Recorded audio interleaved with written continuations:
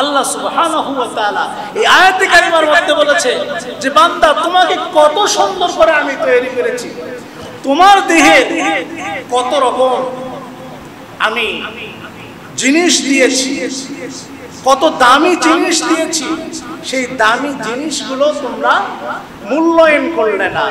সুতরাং তোমাদের জীবনে তোমরা যেহেতু মূল্যায়ন বুঝলে না, সুতরাং কিয়ামতের দিন আমি আল্লাহ তোমাদেরকে অবশ্যই জাহান্নামে নিক্ষেপ করব। তাহলে আমরা কি জাহান্নামে যেতে চাই? বলেন যেতে চাই? কোথায় যেতে চাই? জান্নাতে যেতে চাই। সম্মানিত উপস্থিতি, আসলে এইটা একদিকে অর্থের অপচয় আর একদিকে শারীরিক ক্ষতি, ঠিক কি না? নেশা বলতে কোনো জিনিস নাই, এটা হলো শয়তানি। নেশা বলতে কোনো জিনিস নেই, এটা হচ্ছে মনের শয়তানি। অনেক লোক অবশ্য সিগারেট খায়, কিন্তু আলোচনা শোনার পরে, এই কথাগুলো শোনার পরে, জানার পরে সিগারেট খাওয়া বন্ধ করে দিয়েছে। আর কিছু লোক বলেন হুজুর আমার দ্বারা ছাড়াই সম্ভব, কারণ শয়তান আমাকে এমন ভাবে চাপ দিয়েছে যে ওটা থেকে বের হওয়া আর অসম্ভব হচ্ছে না।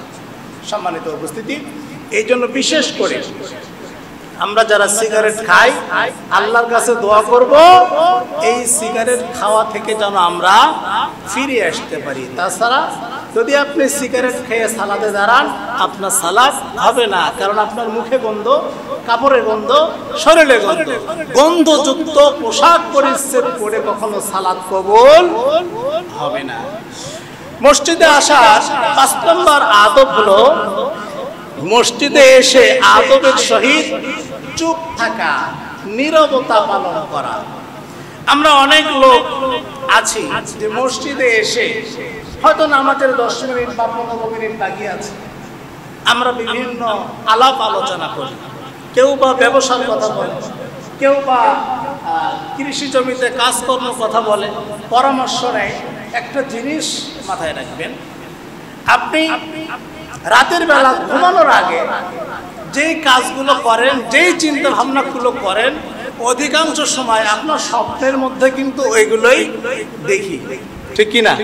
এরকম হয় না? কারণ আপনি যদি নামাজের আগে, সালাতের আগে দুনিয়াবি কোনো চিন্তা ভাবনা করেন, ব্যবসার চিন্তা করেন, জমিতে কাজ করার চিন্তা করেন, এরপর অফিসের চিন্তা করেন, নামাজে দাঁড়ানোর পরও দেখবেন ওই চিন্তাগুলো মাথার মধ্যে ঘুর ঘুর ঘুর ঘুর করতেছে, ঠিক কিনা? আপনার সূরা কেরাত, রুকু সিজদা এটা অটোমেটিক চলতেছে, কিন্তু আপনার মনটা এখানে নাই, চলে গেছে দোকানে, চলে গেছে মাঠে, চলে গেছে অফিসে। এরকম হয় কিনা? হয় না? অবশ্যই হয়। তাহলে আমরা মসজিদে এসে সালাত আদায় করব, দুনিয়াবি কোনো কথা বলবো না, কারণ দুনিয়াবি কথা বললেই নামাজের মধ্যে বিঘ্ন হওয়ার সম্ভাবনা আছে না নাই? অবশ্যই আছে। সহিহ মুসলিম 856 নম্বর হাদিসে উল্লেখ করা হয়েছে, ক্বালা রাসূল সাল্লাল্লাহু আলাইহি ওয়াসাল্লাম মান ইগতাসালা সুম্মা আতাল জুমআতা ফাসাল্লা মা কদ্দারা লাহু সুম্মা আনসাবা হাত্তা ইয়াফরাগু মিন খুতবাতি সুম্মা ইউসাল্লা মাআহু গুফিরা লাহু মা বাইনা ওয়া বাইনা। বিশ্বনবী মুহাম্মদুর রাসূলুল্লাহ সাল্লাল্লাহু আলাইহি ওয়াসাল্লাম বলেছেন, যে ব্যক্তি জুমার দিনে, শুক্রবার জুমার দিনে পবিত্রতা অর্জন করার পরে সুন্দরভাবে ওযু করে পায়ে হেঁটে মসজিদে এসে সাধ্যমতো সালাত আদায় করে এবং ইমাম সাহেবের খুতবা শ্রবণ করেন, সালাত শেষ হওয়ার আগ পর্যন্ত নীরবতা পালন করেন, আল্লাহ সুবহানাহু ওয়া তাআলা এই জুমা থেকে সামনের জুমা পর্যন্ত তার জীবনের সমস্ত গুনাহগুলো মাফ করিয়ে দিবে। সুবহানাল্লাহ। অফাদ্দালা সালাসাতি আইয়াম, এরপরে অতিরিক্ত 3 দিনের গুনাহ আল্লাহ রাব্বুল আমিন তার মাফ করিয়ে দিবেন। তাহলে বিশেষ করে শুক্রবারের দিন যখন আজান হয়ে যাবে মসজিদে, আমরা পবিত্রতা অর্জন করব বা আগে থেকেই প্রস্তুতি নিব। সালাত মানে আজান হওয়ার সঙ্গে সঙ্গে যেন আমরা বাসা থেকে বের হয়ে আসতে পারি। বিশেষ করে পায়ে হেঁটে আসার চেষ্টা করবেন, যাদের আশেপাশে বাড়ি আছে পায়ে হেঁটে আসা সম্ভব, পায়ে হেঁটে আসার চেষ্টা করবেন, কারণ যে ব্যক্তি ফরজ সালাত আদায়ের জন্য পায়ে হেঁটে মসজিদে যায়, প্রতিটা কদমে তার একটা করে গুনাহ মাফ হয় এবং একটা করে মর্যাদা বৃদ্ধি পেয়ে যায়। মিশকাতুল মাসআবি গ্রন্থের 856 নম্বর হাদিসে উল্লেখ করা হয়েছে, একদিন রাসূল সাল্লাল্লাহু আলাইহি ওয়াসাল্লাম মসজিদের ভিতরে অবস্থান করছেন।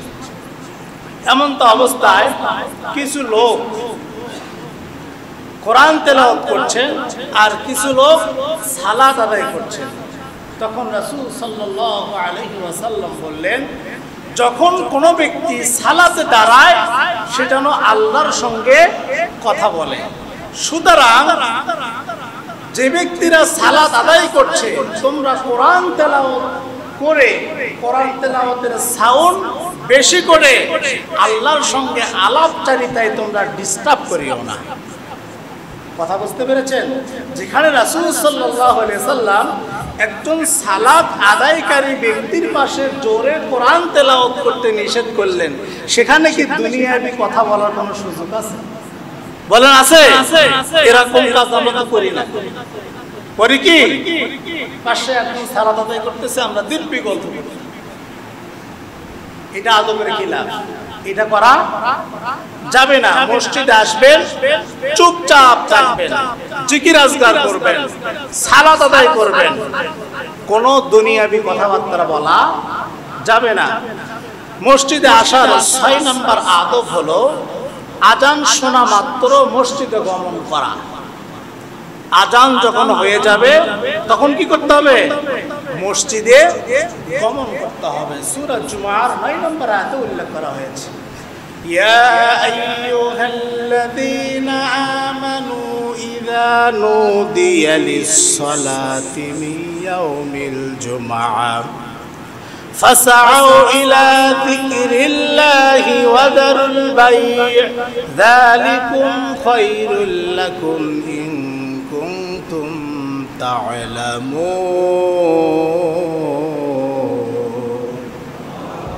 আল্লাহ রাব্বুল আলামিন বলেন, হে ঈমানদারগণ, যখন মসজিদে সালাতের জন্য আযান দেওয়া হয় তোমরা তখন মসজিদে সালাত আদায়ের জন্য ধাবিত হও, মসজিদের দিকে চলে যাও। কিন্তু আমাদের সমাজে এমন কিছু লোক আছে যারা আযান শোনার পরেও মাঠে কাজ করে, চিন্তা করে আরেকটু কাজ করে সময় তো আছে। যারা ব্যবসা করে তারা চিন্তা করে 2টা কাস্টমার বিদায় করে দিলে আমাদের 2 টাকা লাভ হবে, সুতরাং আরেকটু বেচা কিনা করি। যারা অফিসে কাজ করে তারা মনে করে আমরা বসের মন সন্তুষ্ট করার জন্য আরেকটু কাজ বেশি করি, তাহলে আমাদের প্রমোশন হবে। এরকম চিন্তা আছে না নাই? আল্লাহ সুবহানাহু ওয়া তাআলা বলেছেন, ও আমার বান্দারা, আযান শোনার পরে যদি তোমরা মসজিদে যাও, এই সময় তোমাদের যত কল্যাণ নিহিত রয়েছে, দুনিয়ার কোনো ব্যবসা বাণিজ্য কাজকর্মের মধ্যে এত কল্যাণ নিহিত নেই। কিন্তু এই কল্যাণ তোমরা কখনো অনুধাবন করতে পারো না, বুঝতে পারো না। আযান শোনার পরে মসজিদে সালাতের জন্য আসা, এটা যে কত বড় কল্যাণ, কত বড় বরকত, এটা কোনো মানুষ অনুধাবন করতে পারে না। এই কল্যাণ বলছে আল্লাহ। কথা বুঝতে পেরেছেন? কিন্তু আজকে আমরা সমাজের কিছু মানুষ আছে যাদের দৃষ্টান্ত হচ্ছে চিংড়ি মাছের মতো। কিসের মতো? চিংড়ি মাছের মতো। চিংড়ি মাছ যেটা থাকার কথা মাথায় সেটা আছে পিছনে, আর যেটা থাকার কথা পিছনে সেটা আছে মাথায়, যার কারণে চিংড়ি মাছ সামনের দিকে লাফ মারে কিন্তু পেছনের দিকে চলে আসে। কথা বুঝতে পেরেছেন? আজকে হয়তো আপনি আপনার দৃষ্টিতে হয়তো বুঝতে পারতেছেন যে আসলে সালাতের আযান হচ্ছে, আমি আরেকটু কাজ করি, এটা করলে তো আমার উপকার হবে, কল্যাণ হবে, আমার সম্পদ বৃদ্ধি পাবে। কিন্তু এই সম্পদ বৃদ্ধি পাওয়া এটা আপনার জন্য কল্যাণ নয়, বরং এটাই আপনার জন্য ধ্বংস। কথা বুঝতে পেরেছেন? রাসূল সাল্লাল্লাহু আলাইহি ওয়াসাল্লাম বলেছেন, আদ-দুনিয়া সিজনুল মুমিন ওয়া জান্নাতুল কাফির, এই দুনিয়াটা হচ্ছে মুমিনদের জন্য জেলখানা আর কাফেরদের জন্য জান্নাত। এই দুনিয়াতে যারা কাফের তাদের এই দুনিয়াই হচ্ছে জান্নাত। তাদের মন যা চায়, হালাল হারাম বলতে কোনো জিনিস তাদের নাই, মন যা চায় তারা সেটাই করে। কিন্তু একজন মুমিন কখনোই মনের ইচ্ছার স্বাধীনতা পেতে পারে না। আল্লাহ যেই কাজ করতে বলেছেন, রাসূল করিম সাল্লাল্লাহু আলাইহি ওয়াসাল্লাম যেই জীবন পদ্ধতি আমাদেরকে দিয়েছেন, সেটা ছাড়া মুমিন ব্যক্তিগত কোনো কাজ করতে পারে না। কারণ ইসলাম একটা নিয়মতান্ত্রিক জীবন ব্যবস্থা। সুনানে তিরমিজি 496 নম্বর হাদিসে উল্লেখ করা হয়েছে, সুনানে আবু দাউদ 345 নম্বর হাদিসে উল্লেখ করা হয়েছে। قال رسول صلى الله عليه وسلم من غسل يوم الجمعة واغتسل ثم بكر وابتكر ومشى ولم يركب دعنا من الإمام। বিশ্বনবী মুহাম্মদ রাসূলুল্লাহ সাল্লাল্লাহু আলাইহি ওয়াসাল্লাম বলেছেন, যে ব্যক্তি জুমার দিনে, শুক্রবারে জুমার দিনে পবিত্রতা অর্জন করে, সুন্দরভাবে ওযু করে, সুগন্ধি ব্যবহার করে, সুন্দর পোশাক পরিধান করে মসজিদে ঢুকে সালাত আদায় করবে এবং ফাস্তামা, ইমাম সাহেব যে খুতবা দেবে, খুতবা সুন্দরভাবে শ্রবণ করবেন, কোনো কথাবার্তা বলবে না। ওয়ালাম ইয়াবলুগা কানা লাহু বিকুল্লি খুতবাতিন আমাদু সানাতিন আজরুহু সিয়ামিহা ওয়া কিয়ামিহা।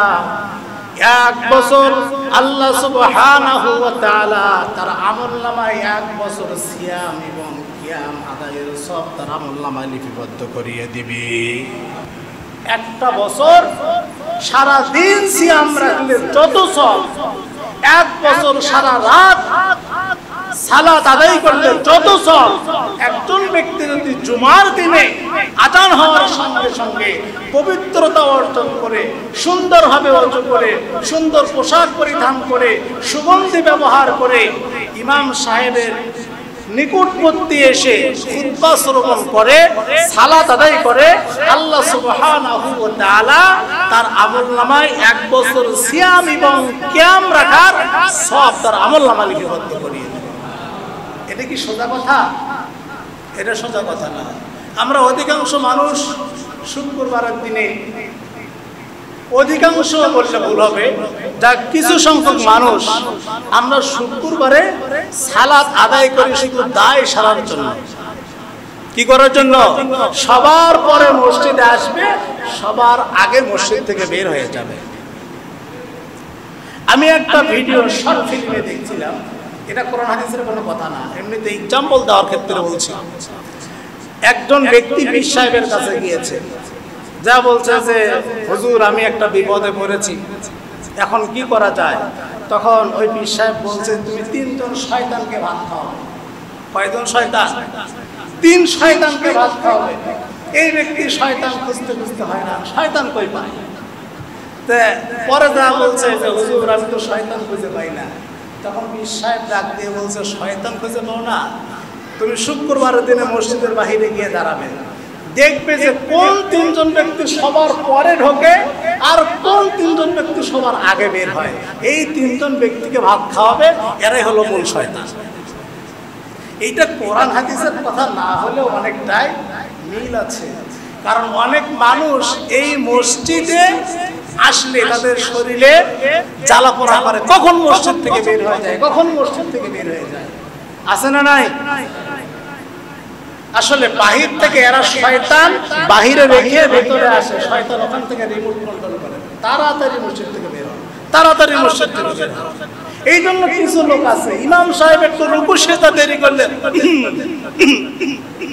যখন তাশাহুদ করতে যায় একটু দেরি হলে এই গলা হাসা দিয়ে ওই ইমাম সাহেবকে বুঝাইতে চায় যে হুজুর আমার দোয়া দৌড় করা সব শেষ, সালাম ফিরেন না কেন? কথা বুঝতে পেরেছেন? এই গালা হাসা ওর নয়, গালা হাসা শয়তান ওখান থেকে রিমোট কন্ট্রোল করতেছে। এই গালা হাসাতে সব পড়া শেষ। সম্মানিত উপস্থিতি, মসজিদ হচ্ছে শান্তির জায়গা। যারা ঈমানদার, যারা মুত্তাকি, যারা দিনদার, যারা আল্লাহর সঙ্গে কানেক্টেড হতে চায়, মসজিদে তারা সবার আগে আসে এবং সবার পরে বের হয়ে যায়, কারণ এই শান্তির জায়গা তারা সহজে ত্যাগ করতে চায় না। কথা বুঝতে পেরেছেন? তাহলে মসজিদে যারা সব সময় দ্রুত আসে দ্রুত যায়, এদেরকে শয়তান কি করে? রিমোট কন্ট্রোল করে।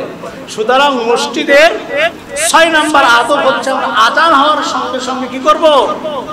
মসজিদে চলে আসবো। সম্মানিত উপস্থিতি, জীবনে তো অনেক সময় নষ্ট করেছেন, অনেক সময় আপনি বিভিন্ন কাজে ব্যয় করেন। শুক্রবারের দিন 1টা ঘন্টা আপনি আল্লাহর জন্য ব্যয় করতে পারেন না। কিয়ামতের দিন আল্লাহর নিকট কি হিসাব দিবেন? আপনি কি জবাব দিবেন? আপনি যা আল্লাহকে বলবেন যে আল্লাহ আমি বড় ভালো একজন কৃষক ছিলাম, ভালো একজন চাকরিজীবী ছিলাম, ভালো একটা ব্যবসায়ী ছিলাম, এই পরিচয় আপনার থাকবে? দোকানের সামনে চা খাচ্ছেন, ঘন্টার পর ঘন্টা চলে যায়, কোনো সমস্যা নাই। সিনেমা দেখতেছেন, টিভি দেখতেছেন, বন্ধুদের সঙ্গে আড্ডা দিচ্ছেন। শুক্রবারের দিন 1 ঘন্টা এসে একটু খুতবা শুনবেন, ইমাম সাহেবের কাছে কোরআন হাদিসের কিছু কথা শুনবেন, এই সময়টা আপনার হয় না? আপনি কেমন মুসলমান, কেমন ইমানদার? মিস্টেক হতে পারে তো একদিন, কিন্তু আমি তো লক্ষ্য করি যেই সব মুসলিমগুলো সবার পিছনে আসে, এরা রেগুলারই আসে, পিছনেই আসে, এরা আগে সকালে আসতে পারে। এই জন্য বিশেষ করে আমরা শুক্রবারের দিন, জুমার দিনে কি করব? আজান হওয়ার সঙ্গে সঙ্গেই মসজিদে আসবো। মসজিদে আসার 7 নম্বর আদব হচ্ছে ধীর স্থির ভাবে সালাত আদায় করা। কি করা? ধীর স্থির ভাবে সালাত আদায় করা। সম্মানিত উপস্থিতি, এটা গুরুত্বপূর্ণ একটি বিষয়। আমরা মসজিদে এসে অনেক ব্যক্তি সালাত আদায় করে শুধু কোয়ান্টিটি ঠিক রেখে যে এত রাকাত আমাকে সালাত আদায় করতে হবে, কিন্তু আল্লাহ সুবহানাহু ওয়া তাআলা কোন ইবাদতের কোয়ান্টিটি দেখবেন না, তিনি দেখবেন কোয়ালিটি। তিনি দেখবেন কি? কোয়ালিটি। আপনি মসজিদে এসে 20 রাকাত সালাত আদায় করেছেন, আপনার রুকু ঠিক নাই, সিজদা ঠিক নাই, আপনার দোয়া দরুদ কিছুই নাই, ওই 20 রাকাত সালাত আদায়ের কোনো মানেই নেই। যে ব্যক্তি 2 রাকাত সালাত সুন্দরভাবে আদায় করবে, ওই 20 রাকাতের চাইতে 1000 গুণ উত্তম এই 2 রাকাত হবে। সুতরাং মসজিদে এসে আমরা কি করব না? কোয়ান্টিটি দেখবো না যে আপনি কত রাকাত সালাত আদায় করতে পেরেছেন। আপনাকে কোয়ালিটি সম্পূর্ণ সালাত আদায় করতে হবে, সেটা 2 রাকাত হোক আর 4 রাকাত হোক। সূরা মাউনের 4 থেকে 5 নম্বর আয়াতে উল্লেখ করা হয়েছে, ফাওয়াইলুল লিল মুসাল্লিন আল্লাযীনা হুম আন সালাতিহিম সাহুন। আমি গত সপ্তাহ বলেছিলাম ফাওয়াইলুল লিল মুসাল্লিন, ওই সমস্ত সালাত আদায়কারীদের জন্য ধ্বংস যারা সালাত আদায়ের ব্যাপারে উদাসীন। এখানে যদি আমি হাত উঠাতে বলি, একজন একজন করে আমি জিজ্ঞাসা করি সূরা ফাতিহাটা আপনি ঠিকভাবে বলতে পারবেন কিনা? শতকরা কি 10 জন মানুষ বলতে পারবে? পারবে? সহি করে পারবে না। কি জবাব দিবেন আপনি কিয়ামতের দিন? আমি বড় ডিগ্রি অর্জন করেছি, আমি বিসিএস ক্যাডার, এটা কি আপনার পরিচয়? আপনি ডক্টর, আপনি ডাক্তার, আপনি ইঞ্জিনিয়ার, এটা আপনার পরিচয়? আপনি একজন মুসলমান, আল্লাহ আপনাকে দুনিয়াতে ইবাদত করার জন্য পাঠিয়েছেন, অথচ সেই ইবাদত কিভাবে করতে হয় এটা আপনার মাথায় নাই। ওই বাপদাদার কাছ থেকে ছোটবেলায় যেভাবে এসে রুকু সিজদা ঘিরে ঘিরে করতে হয় ওইভাবে আপনি করতেছেন। আপনার রুকু ঠিক নাই, সিজদা ঠিক নাই, সূরা কেরাত ঠিক নাই, আপনার সালাত হবে? হবে? আপনি যদি অঙ্ক করতে গিয়ে একটা প্লাস বা মাইনাস ভুল করেন, অঙ্ক হবে? পুরো অঙ্ক ঠিক আছে কিন্তু প্লাস মাইনাস ভুল করেছেন, অঙ্ক হবে? একদম এইভাবে কাটা। 3 ঘন্টা ধরে অঙ্ক করেছেন, প্লাস মাইনাস ভুল হলে কি অঙ্ক, ওটা কি মানে শিক্ষকেরা নাম্বার দিবে? এটা দিবে। আপনি জীবনে যত হাজার রাকাতে নামাজ পড়েন না কেন, যদি রুকু সিজদা সূরা কেরাত ঠিক না থাকে, এগুলো পড়ার তো কোনো মানে হয় না। কিয়ামতের দিন আল্লাহ আপনাকে এই নামাজগুলো ধরে মুখে ফিকে মারবে, তোর সালাত নে, দরকার নাই। ফাওয়াইলুল লিল মুসাল্লিন, ওই সমস্ত নামাজের জন্য ধ্বংস যারা নামাজের ব্যাপারে উদাসীন। সম্মানিত উপস্থিতি, এই জন্য জীবনে অনেক সময় নষ্ট করেছেন। একজন ইমাম সাহেবের কাছে বা কোনো হুজুরের কাছে বা মাদ্রাসার কোনো ছাত্রের কাছে একটু শেখার চেষ্টা করেন যে কিভাবে সালাত আদায় করতে হয়, একটু জিজ্ঞাসা করেন। কিছুই যাবে না দুনিয়াতে, সব দুনিয়ার সম্পদ, যে কারণে আপনি ব্যস্ত হয়ে পড়েছেন, সালাত আদায় করার সময় নেই, কোরআন শরীফ পড়ার মতো আপনার সময় নেই, সব কিছু দুনিয়াতেই থাকবে, কিছুই যাবে না। এটা বাস্তব প্রমাণ। আপনার সামনে কত মানুষ, প্রতিবেশী এলাকাবাসী, দেশের মানুষ, ধনাত্মবান ব্যক্তি চলে গিয়েছে, কিছুই নিয়ে যেতে পারে নাই। সুতরাং আপনিও পারবেন না। যতটুকু যাবে সেটা হচ্ছে আপনার আমল। এটা একটু ভালো করেন, তাহলে এই আমলের ওসিলায় আল্লাহ কিয়ামতের দিন আমাদেরকে মুক্তি দিবেন। সম্মানিত উপস্থিতি, মসজিদের আরো কিছু আদব আছে, আমরা এগুলো পর্যায়ক্রমে জানার চেষ্টা করবো ইনশাআল্লাহ। একজন ব্যক্তি প্রশ্ন করেছেন যে হুজুর, আজান বা ইকামতের সময় মুয়াজ্জিন যখন বলে আশহাদু আন্না মুহাম্মাদার রাসূলুল্লাহ, তখন আমরা কি সাল্লাল্লাহু আলাইহি ওয়াসাল্লাম পড়ব? না। আজান এবং ইকামত ছাড়া যত জায়গায় যতবার আপনি রাসূল সাল্লাল্লাহু আলাইহি ওয়াসাল্লামের নাম শুনবেন ততবার আপনি দরুদ পড়বেন। দরুদ পড়াটা ওয়াজিব, কিন্তু আজান এবং ইকামতের সময় দরুদ পড়া যাবে না।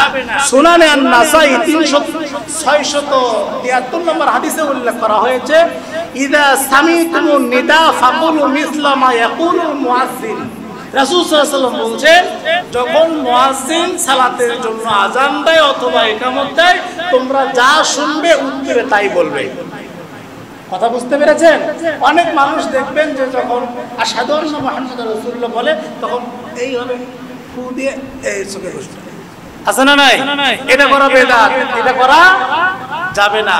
আজান শুনবেন এবং মুয়াজ্জিন যা বলবে সেটাই উত্তর হিসেবে আপনিও বলবেন।